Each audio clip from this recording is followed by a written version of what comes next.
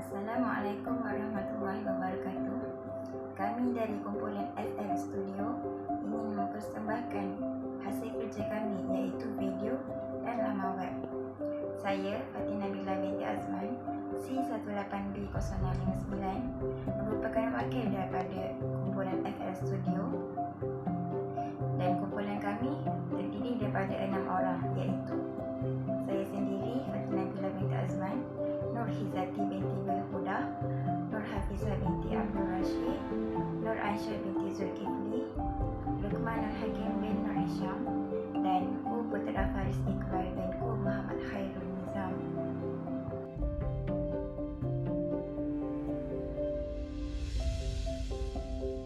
Konsep tugasan: maklumat atau informasi merupakan hasil daripada pemprosesan, pengumpulan dan penganalisaan data yang dapat memberi maklumat pengetahuan yang dapat menambah pengetahuan kepada penerima maklumat.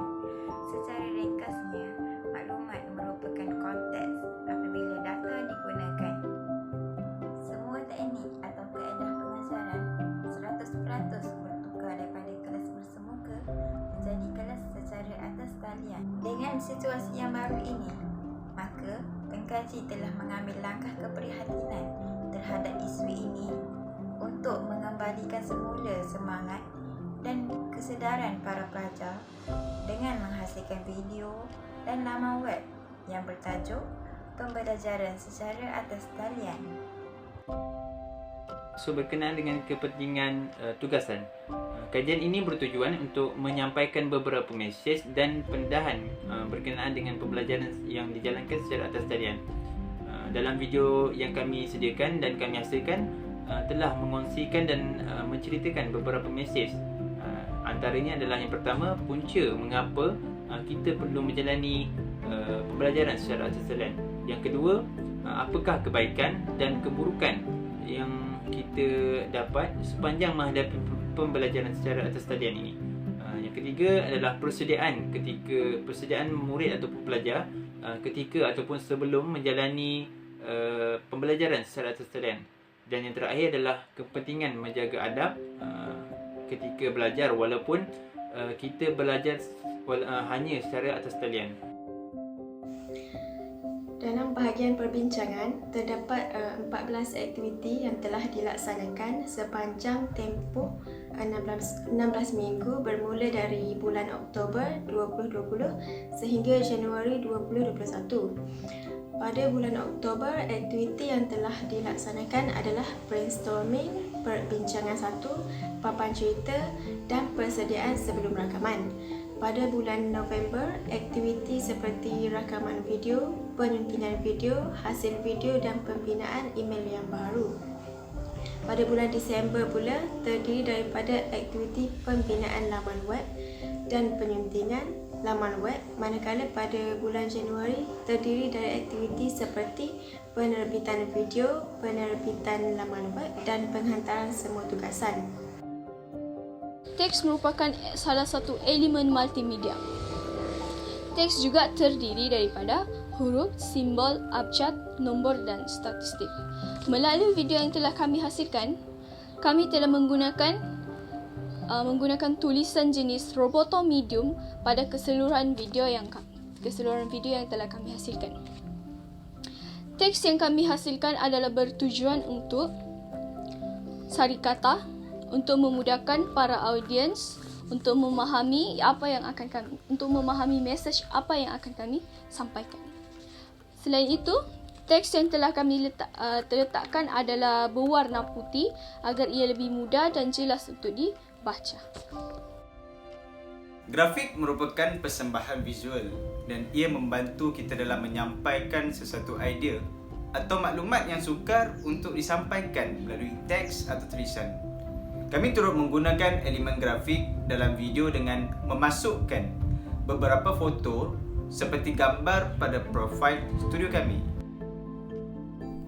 Audio juga merupakan satu elemen yang penting dalam sesebuah pembangunan multimedia kerana ia membantu untuk pengkaji menyampaikan maklumat dengan lebih berkesan. Ia juga membantu untuk meningkatkan daya tarikan terhadap sesuatu persembahan. Suara latar yang guna pakai dalam video adalah suara latar daripada semua ahli kumpulan kerana video yang dihasilkan dirakam di kediaman masing-masing.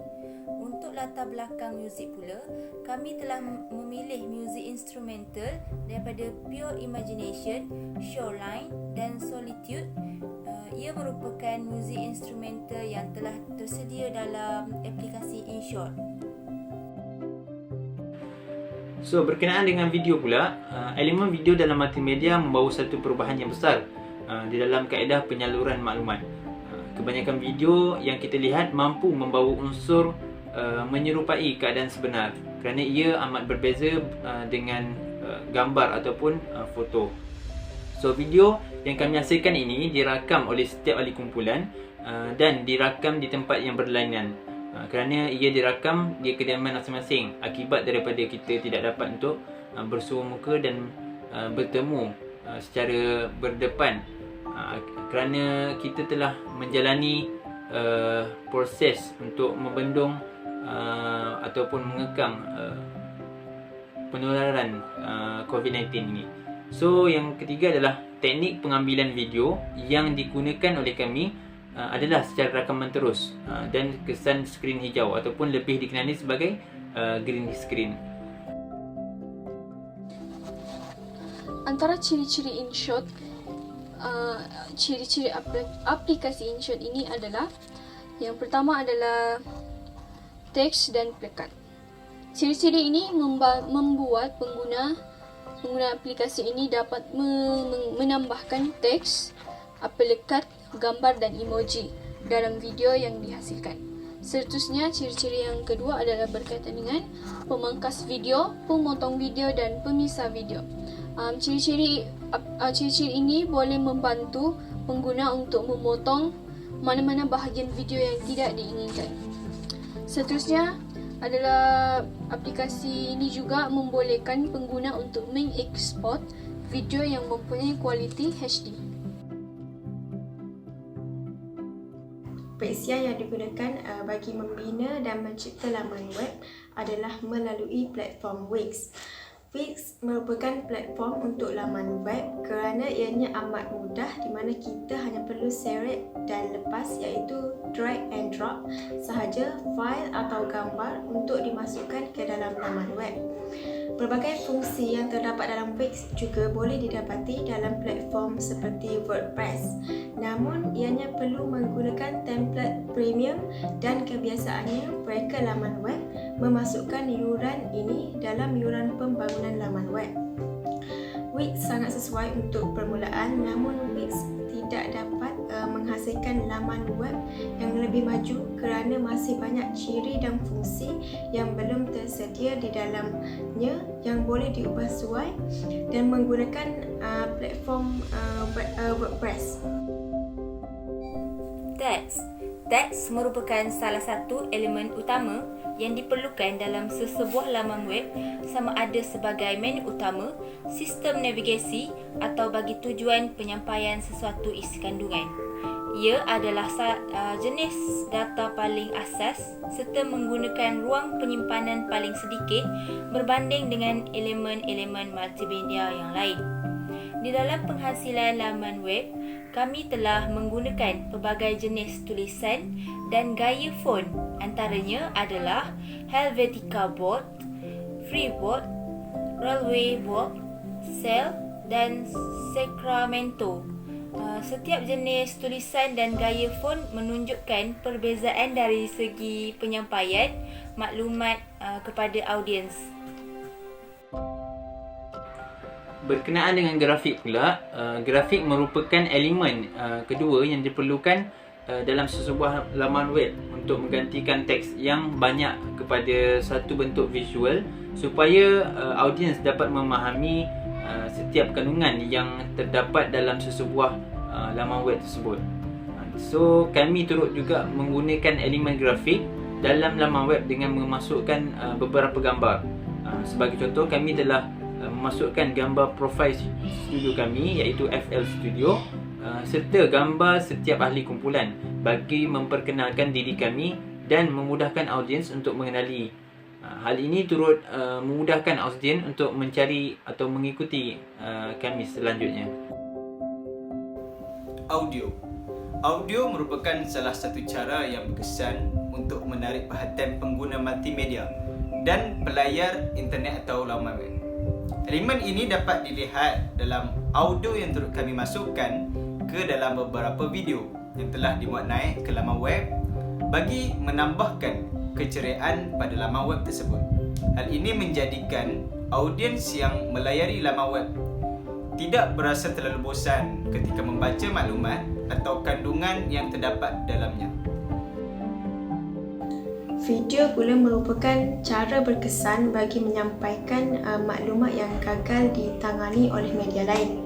Elemen video dalam multimedia ataupun sesebuah laman web membawa banyak perubahan besar dalam kaedah penyaluran maklumat atau penyampaian maklumat.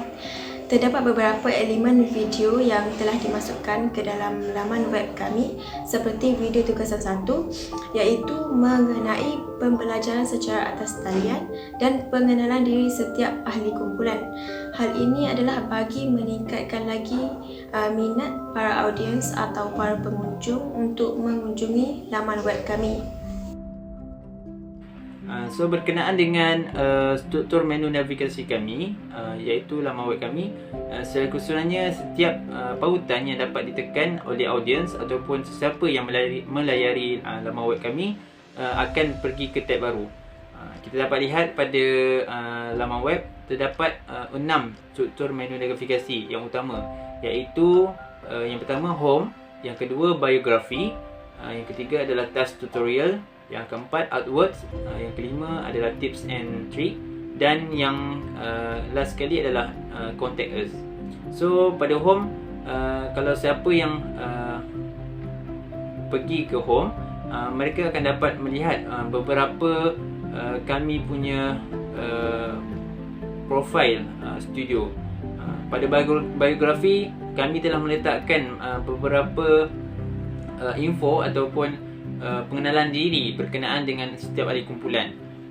Luqman Nur Hakim, saya Komputer Faris Iqbal, Nur Hizati, Nur Hafizah, Nur Aisyah dan Fatin Nabila.